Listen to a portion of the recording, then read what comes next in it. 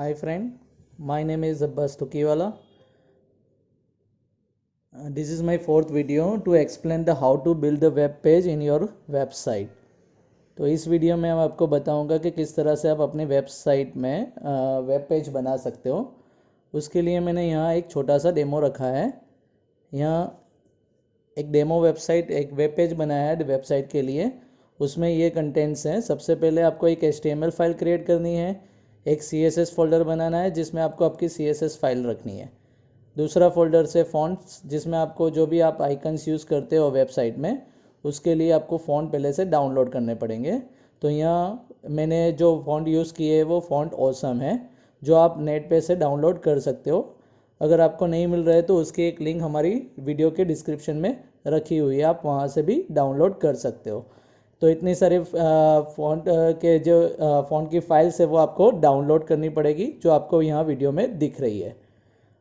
CSS की बात करें तो यहाँ 3 CSS है। एक फ़ॉन्ट ऑसम वाली CSS है जो आपको नेट पे से मिल जाएगी। वीडियो की डिस्क्रिप्शन में से भी आपको लिंक मिलेगी, वहाँ से आप डाउनलोड कर सकते हो। दूसरी 2 फाइल्स है वो हमें क्रिएट करनी पड़ेगी। एक स्लाइड न्यू .css फाइल है जो ड्रॉएबल मेनू के लिए रखी है, और एक फाइल मेन जो है style.css फाइल, जिसमें हमें पूरे वेब पेज के जितने भी CSS है वो हमने यहाँ स्पेसिफाई किए हैं। उसके बाद है इमेजेस, जो हमने नेट पे से डाउनलोड किए हैं। तो ये सभी इमेजेस आपको यहाँ फोल्डर में रखने हैं। आप अपनी तरह से कोई दूसरे इमेजेस भी रख सकते हो। यहाँ ड्रॉवर.png इमेज है जो ड्रॉवर मेनू के लिए बनाया है। वेलकम.png है जो बैकग्राउंड पेज है, बैकग्राउंड में हम रखेंगे पेज के। यहाँ लोगोज़ है बराबर, जो वेबसाइट का लोगो बताएगा, और बाकी के पेज इमेजेस है जो वेब पेज में इमेजेस शो करने के लिए यूज़ होंगे। चलिए हम स्टार्ट करते हैं कि किस तरह से हम वेब पेज क्रिएट करेंगे। तो यहाँ हमने जो वेब पेज बनाया है वो इस तरह से, जो आपको स्क्रीन पे दिखाई दे रहा है, उसमें ये पूरा लोगो है, यहाँ वेबसाइट का नाम है, और यहाँ हमने एक सर्च बार रखा है। यहाँ ड्रॉवर मेनू है जिससे हम ड्रॉवर ओपन कर सकते हैं और ड्रॉवर को क्लोज भी कर सकते हैं बराबर। यहाँ हाइपर लिंक रखी है बॉटम पे जाने के लिए, और यहाँ टॉप पे जाने के लिए हाइपर लिंक्स है बराबर। यहाँ से आप नीचे जा सकते हो और यहाँ से वापस आप ऊपर जा सकते हो। यहाँ बीच में कंटेंट पेज रखा है, ये पेज जो है पूरा 3 पार्ट में डिवाइडेड है। जो पहला पार्ट है हेडर पार्ट है, जिसमें लोगोस, वेबसाइट का नाम और वेबसाइट का नेम और सर्च बार है। फिर दूसरा कंटेंट पेज है, कंटेंट पार्ट है जिसमें इमेजेस रखी हुई है। यहाँ आप दूसरे पेज भी आप यहाँ बना सकते हो। और लास्ट जो पार्ट है वो फुटर पार्ट है, जिसमें लिंक्स दी है, सभी सोशल मीडियाज़ वेबसाइट की लिंक्स दी है, और लॉगिन और साइन अप पेज रखा है, यहाँ से लिंक कर सकते हो आप। और लास्ट में कॉपीराइट इंफॉर्मेशन है। तो ये पूरा जो वेब पेज है वो रिस्पॉन्सिव है। आप F12 प्रेस करके चेक कर सकते हो कि मोबाइल व्यू में वो किस तरह से दिखेगा। आप यहाँ से चेंज कर सकते हो। मोबाइल व्यू में कुछ इस तरह से दिखेगा वेब पेज। तो ये पूरा आप रिस्पॉन्सिव वेब पेज बना सकते हो। तो ये सबसे पहले हम HTML फाइल देखेंगे। सबसे पहले आपको डॉक टाइप डिक्लेरेशन देना है HTML का। फिर आप HTML टैग स्टार्ट करोगे, जिसमें 2 पार्ट्स आते हैं। पहला हेड सेक्शन आता है जिसमें आप टाइटल स्पेसिफाई करोगे। उसमें आप मेटा कैरेक्टर सेट स्पेसिफाई करोगे, कौन सा कैरेक्टर सेट आप यूज़ करते हो। UTF-8 ये कंपलसरी नहीं है, अगर नहीं करना है तो नहीं भी कर सकते। व्यू पोर्ट की आप विड्थ स्पेसिफाई कर सकते हो कि जो व्यू पोर्ट से आपका, यानी जो आपकी स्क्रीन है उसको व्यू पोर्ट कहते हैं। व्यू पोर्ट की विड्थ क्या आएगी, जो डिवाइस की विड्थ होगी। अगर आप लैपटॉप यूज़ कर रहे हो तो लैपटॉप की विड्थ, और अगर आप मोबाइल यूज़ कर रहे हो तो मोबाइल की विड्थ होगी। उसमें 3 CSS फाइल है जो हमने यहाँ बताई है कि भाई 3 CSS फाइल आपको यूज़ करनी है। ये फॉन्ट ऑसम, स्लाइड नेव और स्टाइल, वो आपको HTML पेज में लिंक करवानी पड़ेगी, जो कहाँ पे है, CSS फोल्डर के अंदर है। तो वो आप यहाँ से लिंक करवा सकते हो हेड सेक्शन में। ये हेड सेक्शन के बाद बॉडी सेक्शन स्टार्ट होगा। बॉडी में हम यहाँ हाइपर लिंक थ्रू एक बुकमार्क रखेंगे टॉप के लिए, और एक बुकमार्क नीचे रखेंगे लास्ट में बॉटम के लिए। यानी आप ये हाइपर लिंक थ्रू बॉटम और टॉप में जा सकते हो इस तरह से। तो इसलिए हमने यहाँ एक बुक मार्क रखा है। उसके बाद सबसे पहले सेक्शन होगा हेड सेक्शन। जो हेड सेक्शन यहाँ पे ख़त्म होता है इतना पार्ट्स में दिख रहा है आपको स्क्रीन पे, वो हेड पेज है, हेडर पेज है। उसमें हमने एक CSS क्लास बनाया है हेडर पेज का, जिसका डिस्क्रिप्शन यहाँ दिया है CSS में। जो बॉडी में फ्लेक्स कंटेनर यूज़ किया है, फ्लेक्स डायरेक्शन रखी है, रो जो भी कंटेंट रखेंगे रो वाइज आएंगे, और मार्जिन रखा है 10 का। उसमें जो पहला सेक्शन बनाया है हेडर पेज, उसमें हमने बैकग्राउंड इमेज को स्पेसिफाई कर दिया कि कौन सी इमेज रखनी है, हमें welcome.png इमेज रखनी है और बैकग्राउंड रिपीट नहीं करवाना है। बैकग्राउंड की साइज़ क्या आएगी 100 VW यानी व्यू पोर्ट विड्थ, और VH यानी व्यू पोर्ट हाइट, यानी पूरी स्क्रीन को कवर करेगा। जो भी आपकी स्क्रीन होगी उतनी जो विड्थ होगी और उतनी हाइट होगी उसको वो कवर करेगा। बराबर। अब और इसमें सबसे पहले हमने एक इमेज टैग यूज़ करके लोगो रखा है, जो आपको यहाँ स्क्रीन पे दिखाई दे रहा है ये लोगो। उसके बाद यह सामने ड्रोवर रखा है, ड्रोवर मेनू के लिए ड्रोवर का आइकन्स रखा है, जिस पे हम क्लिक करेंगे तो वो ओपन करेगा ड्रोवर को। कौन सा ड्रोवर ओपन करेगा, तो यहाँ हमने आईडी रखा है माई स्लाइड नेव। तो माई स्लाइड नेव का हमने एक डिव बनाया है नीचे आईडी देखें, जिसका क्लास हमने दिया है साइड नेव। उसमें हाइपरलिंक बनाई है पहले क्लोज के लिए, जिससे हम नेविगेशन बार को क्लोज कर सकते हैं, और फिर 4 हाइपरलिंक लिखी है जो इस तरह से ओपन होगी। यहाँ आप नेव बार पे ड्रॉएबल पे क्लिक करोगे तो ये नेव बार मेनू ओपन होगा, जिसमें ये 4 हाइपरलिंक है और ये क्लोज बटन है। यहाँ क्लोज करोगे तो वापस वो क्लोज हो जाएगी। इसके लिए हमें जावास्क्रिप्ट करनी पड़ती है। तो जावास्क्रिप्ट का कोडिंग सबसे पहले यानी कहाँ रखना है, लास्ट में रखना है पेज के बॉटम में।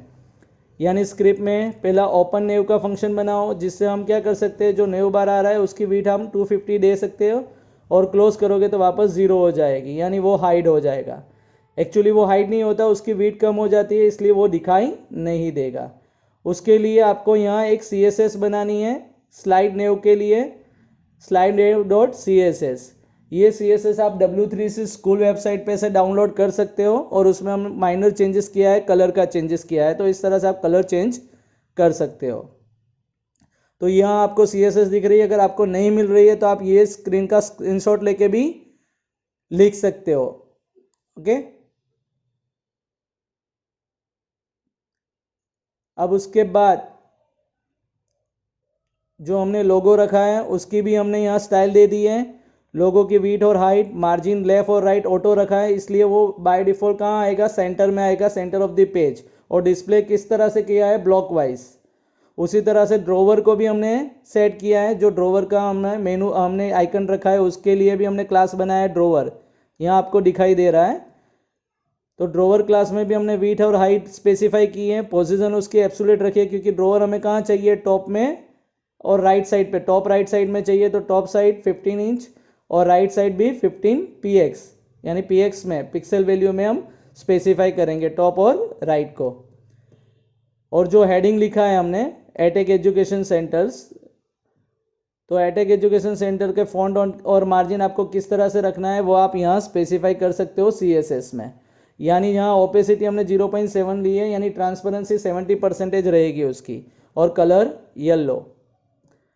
अब उसके नीचे हेडिंग के नीचे एक डिव बनाया है, किसके लिए, सर्च बॉक्स के लिए, जिसमें हमें एक टेक्स्ट बॉक्स और एक बटन लिया है। उसमें तीनों के क्लास स्पेसिफाई किए हैं, जैसे कि डिव का क्लास है सर्च, इनपुट बॉक्स का क्लास है सर्च आइटम, और बटन का नाम है सर्च बटन। तो जो तीन क्लास की CSS हमने CSS फाइल में रखी है, ये सर्च के लिए है। अगर आपको लिखना हो तो आप यहाँ से स्क्रीनशॉट करके भी लिख सकते हो। ये सर्च आइटम के लिए है और ये सर्च बटन के लिए है। तो इस तरह से कुछ आपको दिखेगा सर्च बॉक्स। इसमें हमने बॉक्स शेडो दी है, वाइट कलर दिया है, शेडो आपको वाइट कलर में नीचे दिखेगी। और यहाँ हमने बटन को टेक्स्ट बॉक्स के साथ ज्वाइन किया है मार्जिन लेफ्ट करके। तो इस तरह से आपको बटन भी दिखेगा, और बटन में जो आइकन सेट किया है वो हमने फॉन्ट ऑसम के जो आइकन्स है वो हमने यहाँ सेट किए हैं। यानी आपको ये दिखेगा किस तरह से, सर्च का आइकन्स दिखेगा इस तरह से, जो हमने ऑलरेडी यहाँ पेज में स्पेसिफाई किया है कि कौन सा फॉन्ट हमें यूज़ करना है। जो हमने फा सर्च यानी ये फ़ॉन्ट ऑसम के फ़ॉन्ट है। इसमें आप जो भी आइकन्स रखना चाहते हो उसके नाम आप लिख सकते हो, फ़ॉन्ट का नाम। तो आप यहाँ सर्च का लिखोगे तो सर्च का आइकन्स आएगा। उसके बाद नीचे यहाँ साइड में यहाँ लिंक लिखी है जो किसके लिए, फुटर को फुटर पे जाने के लिए, पेज के फुटर में जाने के लिए एक लिंक बनाई है जिसमें हम हाइपर लिंक करेंगे। कहाँ जाएंगे, बॉटम में। और उसका क्लास का नाम दे दिया है डाउन। डाउन क्लास हमने यहाँ स्पेसिफाई किया है सीक्वेंस वाइज, ये रहा, जिसमें हमने कलर, पोजीशन, बॉटम और राइट पोजीशन दे दी है, क्योंकि यहाँ कहाँ चाहिए वो इमेज, जो आइकन है यहाँ वो भी फॉन्ट ऑसम के हैं, वो कहाँ चाहिए, बॉटम में चाहिए, राइट साइड पे। तो इस तरह से हम राइट साइड बॉटम स्पेसिफाई कर सकते हैं और पोजीशन एब्सोल्यूट रख सकते हैं। तो इस तरह से आपका हेडर पार्ट्स यानी जो हेडिंग पेज है वो स्पेसिफाई होगा। उसके बाद कंटेंट पेज में इमेजेस रखेंगे। टोटल हमने यहाँ 4 इमेजेस रखी है और उसकी इमेज स्टाइल क्लास दी है। एक क्लास बनाया है इमेज स्टाइल का, और ये कंटेंट पेज का भी एक क्लास बनाया है। तो जो हमने यहाँ स्पेसिफाई किया है, ये कंटेंट पेज का क्लास है जिसमें हमने बैकग्राउंड वाइट रखा है, फॉन्ट, मार्जिन सभी स्पेसिफाई किए। उसमें भी डिस्प्ले फ्लैक्स है, यानी फ्लैक्स कंटेनर डिस्प्ले होगा। डायरेक्शन रो वाइज रखेंगे, यानी जब भी आप रन करोगे तो जितनी भी इमेजेस है एक ही रो में आएगी। आप यहाँ देख सकते हो जितनी भी इमेजेस है सिंगल रो में है। और इमेज स्टाइल में हमने विड्थ और हाइट दी है, उसमें बॉर्डर रेडियस भी दिया है 100 पिक्सल का, यानी आपको जो भी इमेज रखी है आपको राउंड शेप में वो दिखेगी। उसके बाद फुटर सेक्शन से, फुटर सेक्शन में हमने फुट पेज स्पेसिफाई किया है, फुटर सेक्शन का क्लास, जिसमें हमने सबसे पहले हाइपरलिंक बनाई है। हाइपरलिंक किसके लिए है कि टॉप ऑफ द पेज पे जाने के लिए। यहाँ हमने href में टॉप पेज का नाम लिख लिया है और क्लास बनाया है अप, और इसमें हमने फा कैरेट अप यानी ये आइकन यूज़ किया है फॉन्ट ऑसम का। तो यहाँ फुटर पेज की CSS स्पेसिफाई की है जिसमें हमने फुटर में footer.png वाली बैकग्राउंड इमेज रखी है। तो इस तरह से ब्लैक इमेज दिखेगी पीछे। और आपको स्पेसिफाई किया है। अब उसमें जो भी कंटेंट हमें रखना है, यानी ये फुटर में जो कंटेंट है, इधर है सोशल मीडिया की हाइपरलिंक्स है और इधर लॉगिन और साइन अप का है, तो जो रो वाइज है। तो यहाँ फुटर एक टैग बनाया है, यानी फुटर क्लास बनाया है जिसमें हमने फ्लैक्स डायरेक्शन यूज़ की है रो, और पैडिंग दे दिया है 10 का। तो जो हमने यहाँ यूज़ की है ये रही फुटर। इसमें 2 सेक्शन बनाए हैं, एक पहला सेक्शन है जिसका क्लास है F1 और दूसरा सेक्शन है जिसका क्लास है F2। पहले सेक्शन में इमेज रखी है एक्सपर्ट इमेज, फिर एक्सपर्ट सपोर्ट अवेलेबल नाउ, और जो भी इंस्टाग्राम है, फेसबुक है, ट्विटर है, यूट्यूब है, स्नैपचैट है, ये सब के आप यहाँ लिंक दे सकते हो। उसके सबके आइकन्स फॉन्ट ऑसम से यूज़ किए हैं। तो यहाँ आपको ऐसे आइकन्स दिख रहे हैं जिसका हमने कलर अलर स्पेसिफाई किया है। और दूसरा सेक्शन में इमेज और 2 बटन रखे हैं लॉगिन और साइन अप के, वो आप यहाँ वेब पेज पे देख सकते हो इस तरह से। तो इस तरह से पूरा फुटर पार्ट बना हुआ है। और लास्ट में आपको फुटर टाइटल देना है जिसमें आपको कॉपीराइट इंफॉर्मेशन लिखनी है, बराबर। तो यहाँ आपको स्टाइल दी है जिसमें हम F1 और F2 की स्टाइल भी स्पेसिफाई कर सकते हैं कि किस तरह से कलर आना चाहिए। जो यहाँ येलो कलर्स में आपको सभी फॉन्ट आएंगे। और लास्ट जो बटन से हमारा लॉगिन और साइन अप बटन, तो उसका भी बॉक्स शेडो आप यहाँ से दे सकते हो जिसमें ब्लैक कलर का शेडो आएगा। तो आपको इस तरह से दिखेगा, ये ब्लैक शेडो है नीचे। फुटर टाइटल में आप जो भी फॉन्ट रखते हो, जो भी कॉपीराइट इंफॉर्मेशन लिखते हो, उसका कलर और फॉन्ट यहाँ स्पेसिफाई कर सकते हो, अलाइनमेंट स्पेसिफाई कर सकते हो। अब यहाँ मीडिया लाइब्रेरी यूज़ की है। ये अभी जो व्यू है वो हमारा किस तरह से है, डिवाइस व्यू है, यानी आप लैपटॉप या कंप्यूटर में ओपन करते हो तो इस तरह से व्यू दिखेगा, लेकिन मोबाइल में ओपन करते हो तो ये जो हॉरिजॉन्टल आइकन यानी हॉरिजॉन्टल इमेज है वो वर्टिकल हो जानी चाहिए। ये हॉरिजॉन्टल है तो फुटर वो भी वर्टिकल होना चाहिए, यानी रो वाइज है तो कॉलम वाइज हो जाना चाहिए। तो ये सब चेंज करने के लिए यहाँ मीडिया लाइब्रेरी यूज़ की है।